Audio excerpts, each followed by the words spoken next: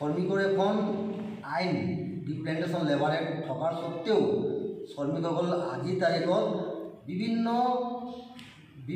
ধৰণৰ শোষণ বঞ্চিত হৈ আছে। এখন আইন থকাৰ সত্ত্বেও কিন্তু তেওঁলোকে যি প্ৰাপ্য পাব লাগে কোম্পানীৰ পৰা, কাৰণ ডিপ্লেণ্টেশ্যন লেবাৰ এক্টটো শ্ৰমিকসকলৰ ৰক্ষাৰ কবচ, কিন্তু এই আইনৰ পৰাই শ্ৰমিকসকলে বঞ্চিত হৈ বিভিন্ন প্ৰাপ্য অধিকাৰৰ বঞ্চিত হৈ আছে। আৰু চৰকাৰেও আমাক কেৱল অকল ভোট বেংক হিচাপে মানে তেওঁলোকে যেতিয়া ধৰি লওক ইলেকশ্যন আহে তেতিয়াই আমাৰ মানুহবিলাকৰ ওচৰত আহে আৰু তেওঁলোকক কৈ যায় আমুক কৰি দিম তামুক কৰি দিম যে আপোনালোকে ভোটবিলাক দিব লাগে। যিকোনো চৰকাৰ যোনে চৰকাৰে আহক আমাৰ মানুহবিলাকক প্ৰতাৰণা কৰি আছে, কেৱল ভোট বেংক হিচাপে গণ্য কৰি আহি আছে। গতিকে আমি ভাৰতীয় চাহ মজদুৰ সংঘই আজিৰ পৰা আমাৰ মানুহক এটা আমি যিহেতুকে এখন দেশৰ নাগৰিক আৰু আজিৰ এই নাগৰিক হিচাপে আমাৰ যোনটো জীয়াই থকাৰ অধিকাৰ আমাৰ নাইকিয়া হৈ গৈছে। গতিকে আমাৰ এটা নাগৰিক হিচাপে আমাক আঁকোৱালি ল'ব লাগে চৰকাৰে। আৰু বাগিচাত যিবিলাক আইন আছে, শ্ৰমিকৰ আইন আছে, এই আইনবিলাক শ্ৰমিকবিলাকে পাব লাগে। কাৰণ লেবাৰ অফিচাৰসকলে বাগিচাবিলাকত তেওঁলোকে ভিজিট নিদিয়ে, কেৱল তেওঁলোকে বহি দৰমহা লৈ আহিব শ্ৰমিকৰ। গতিকে এই তেওঁলোককো চৰকাৰে ডাইৰেক্ট তেওঁলোককো কওক যে তেওঁলোকে বাগিচাত পৰিদৰ্শন কৰক আৰু শ্ৰমিকৰ কি কি সমস্যা আছে সমাধান কৰক।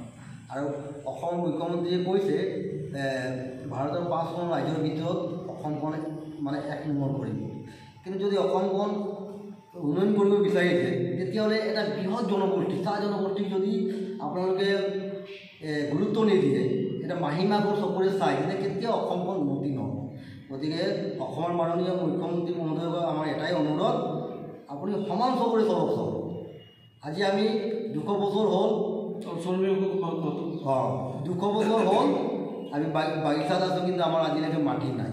গতিকে আমাৰ মাটিৰ অধিকাৰ, ভূমিৰ অধিকাৰটো আমাক দিয়ক, যিহেতুকে আমি এই দেশৰে মাতৃভূমিৰ আমি সন্তান হয়। গতিকে আমি ভূমি প্ৰত্যাগ পোৱাটো আমাৰ বহুত জৰুৰী। আৰু যিবিলাক মানে দুৰ্নীতি কৰি আছে, মেনেজাৰেই হওক বিভিন্ন দল সংগঠনে আমাৰ জাতিটো লৈ এইবিলাক বন্ধ হ'ব লাগে।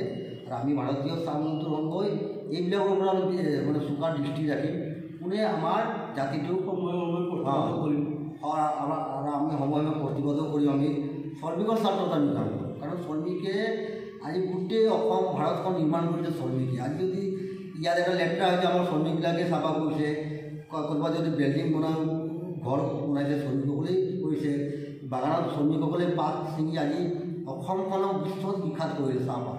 গতিকে আমাৰ শ্ৰমিকসকলেই এইটো তেওঁলোকৰে কষ্টৰ বিনিময়ত আজি অসমখন পৃথিৱীৰ বিখ্যাত হৈছে এইটো চাহপাতৰ কাৰণে। গতিকে আমাক সকলো প্ৰকাৰেৰে যিবিলাক প্ৰাপ্য অধিকাৰ আছে, যিবিলাক আমাক এটা নাগৰিক হিচাপে দিব লাগে তেওঁলোকে দিয়ক, অন্যথাই কিন্তু আমি শ্ৰমিক